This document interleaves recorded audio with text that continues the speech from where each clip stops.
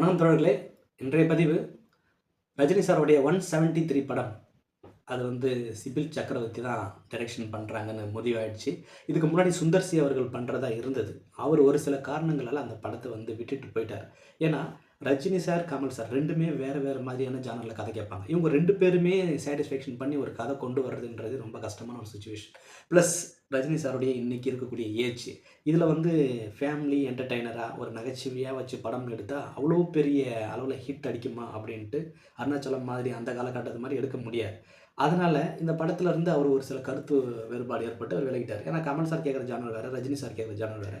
2வது ரஜினி சாருடைய சம்பளம் 200 கோடிக்கு மேலே, அப்புறம் அந்த படத்தோட பட்ஜெட் இதெல்லாம் போட்டு எடுத்து ஒரு ஃபேமிலி சப்ஜெக்டாக எடுத்து ஒரு காமெடி படமாக ரிலீஸ் ஆச்சுன்னா அந்தளவுக்கு ஒரு பெரிய கமர்ஷியலான ஒரு ஹிட் அடிக்க வாய்ப்பில்லை.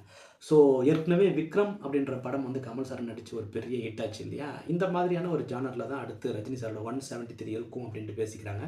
தி அவுட்ஃபிட் அப்படின்ற ஒரு ஆங்கில படத்துடைய தழுவல் தான் இந்த படம் அப்படின்ட்டும் பேசிக்கிறாங்க. இதுதான் நல்லது. ஏன்னா இவர் ஒரு ஜானரில் கதை கேட்பார் கமல் சார், ரஜினி சார் ஒரு ஜானரில் கதை கேட்பார். டைரக்டர் கன்ஃபியூஸ் ஆகிடுவாங்க. அப்போ அந்த படம் வராது.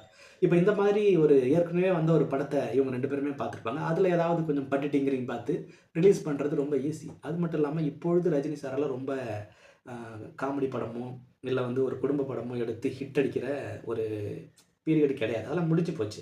இப்போ அவர் கன் ஷூட் பண்ணுற மாதிரியான படமும், அவர் கோட் ஷூட் போட்டுக்கிட்டு இல்லை ஒரு ஜர்க்கின் போட்டுக்கிட்டு அவர் அந்த மாதிரியான ஒரு ஸ்லோ மோஷனில் வாக் பண்ணிக்கிட்டு ஒரு ஷூட் பண்ணிக்கிட்டு ஆக்ஷன் காட்சிகளில் இறங்கிக்கிட்டு அதில் ஒரு பேக்ரவுண்ட் மியூசிக், அதில் ஒரு மாஸ், இந்த மாதிரியாக தான் அவருடைய ஃபேன்ஸ் எக்ஸ்பெக்ட் பண்ணுவாங்க. அதனால் அது கமல் சாருக்கும் நல்லாவே தெரியும். அதனால் இந்த ஜானரே இப்போ அவங்க வேறு மாதிரியான ஒரு டார்க்கான ஒரு தீமில் அதில் ஒரு கன் ஷூட்டு அந்த மாதிரி ஒரு டான் இல்லாத ஒரு கதாபாத்திரமாக பார்த்து அதில் கொஞ்சம் கமர்ஷியல் அப்படிலாம் இந்த படம் வரப்போகிறதா பேசிக்கிட்டு இருக்காங்க.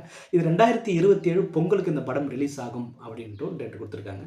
வெயிட் பண்ணி பார்ப்போம் இந்த படம் எப்படி இருக்க போகுது அப்படின்ட்டு.